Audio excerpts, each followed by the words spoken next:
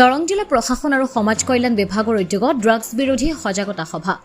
দেশত ক্ৰমান্বয়ে বৃদ্ধি পাইছে নিচাজাতীয় দ্ৰব্য সেৱনকাৰীৰ সংখ্যা। দৰং জিলাতো ড্ৰাগছ বা নিচাজাতীয় দ্ৰব্য সেৱন কৰি নিজৰ ভৱিষ্যত অন্ধকাৰৰ দিশে ঠেলি দিছে একাংশ উশৃংখল যুৱ-যুৱতীয়ে।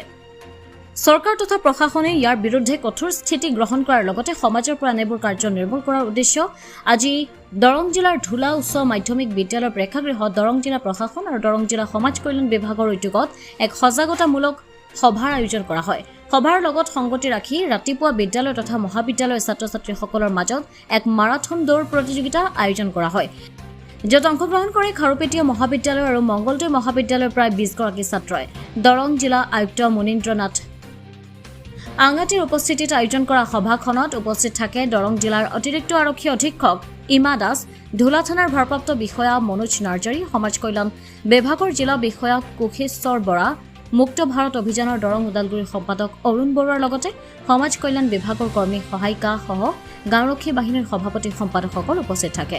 ভাৰত চৰকাৰৰ সামাজিক ন্যায় আৰু সবলীকৰণ মন্ত্ৰালয়ৰ অধীনত দৰং জিলা প্ৰশাসন আৰু সমাজ কল্যাণ বিভাগৰ অধীনত নচামুক্ত ভাৰত অভিযানৰ সৈতে সংগতি ৰাখি আমি আজি দৰং জিলাৰ ধুলা উচ্চ মাধ্যমিক বিদ্যালয়ত নচামুক্তৰ ওপৰত এক সজাগতা সভা আহ্বান কৰিছিলোঁ।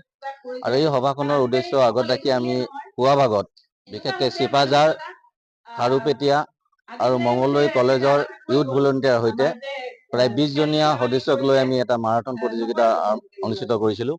আৰু এই মাৰাথন প্ৰতিযোগিতা পতাৰ মুখ্য উদ্দেশ্য আছিল বিশেষভাৱে জনসাধাৰণৰ মাজত মাদক দ্ৰব্যৰ যি ভয়াৱহতা এই প্ৰভাৱ সম্পৰ্কে জনসাধাৰণক সজাগ সচেতন কৰি যাতে আবাল বৃদ্ধ বনিতা আৰু যুৱ চামক আমি নাচামুক্তৰ পৰা আঁতৰত ৰাখি এখন সুস্থ সমাজ গঢ়াৰ ক্ষেত্ৰত প্ৰত্যেকে অংশগ্ৰহণ কৰিব পাৰে।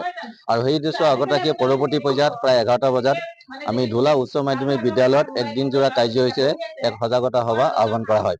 এই সভাত বিশেষভাৱে দৰং জিলাৰ মাননীয় আয়ুক্ত মুনীন্দ্ৰনাথ নাথে ছাৰ প্ৰমুখ্যে এডিচনেল SP হেডকোৱাৰ্টাৰ ইমা দাসৰ উপৰিও ছুপাৰিনটেণ্ডেণ্ট এক্সাইজৰ Ananta Kalita, joint director health service লগতে অন্যান্য বিভাগৰ উপৰিও ৰিহেব যিখিনি ডিএডিকশ্যন চেণ্টাৰ আছিল তেওঁলোকৰ প্ৰতিনিধিসকলক লৈ আমি সজাগতা আহ্বান কৰিছিলোঁ। আমাৰ এই সজাগতা সভাৰ মুখ্য অংশগ্ৰহণকাৰীৰ ভিতৰত বিশেষভাৱে আছিল ধুলা থানাৰ অধীনৰ যিখিনি আপোনাৰ VDP আছিল, ছেক্ৰেটাৰী, অংগনবাদী কৰ্মী, ছুপাৰভাইজাৰ, BDOৰ প্ৰতিনিধিৰ লগতে অন্যান্য যিখিনি সমাজসেৱক ব্যক্তিসকল উপস্থিত আছিল। গতিকে আমাৰ মুখ্য উদ্দেশ্য এটাই, বিশেষভাৱে আমি দৰং জিলাত নাচামুক্তৰ পৰা যাতে যি কুপ্ৰভাৱ আছিল এই কুপ্ৰভাৱৰ পৰা আঁতৰাই এখন সুস্থ সমাজ গঠনৰ ক্ষেত্ৰত সমাজৰ সকলোৱে সংঘবদ্ধভাৱে যাতে আগবাঢ়ি যাব পাৰে এনে এটা মহৎ উদ্দেশ্য লৈ আমি সভাখন আহ্বান কৰিছিলোঁ। আমি আশা ৰাখিছোঁ আজি এই সভাই নিশ্চয় এটা গুৰুত্বপূৰ্ণ ভূমিকা গ্ৰহণ কৰিব, কাৰণ যি বাৰ্তা আমাৰ সমল ব্যক্তিসকলে আজি এই সভাত ব্যক্ত কৰিছে তেখেতসকলৰ যি বক্তব্য সেই বক্তব্যৰ যোগেদি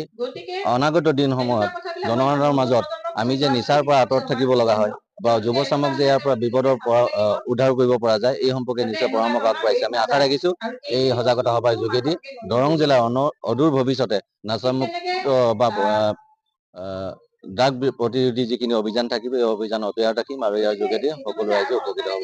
ধন্যবাদ। মংগলদৈৰ পৰা জয়দেৱ ডেকাৰ ৰিপৰ্ট, অমৃত নিউজ 24/7।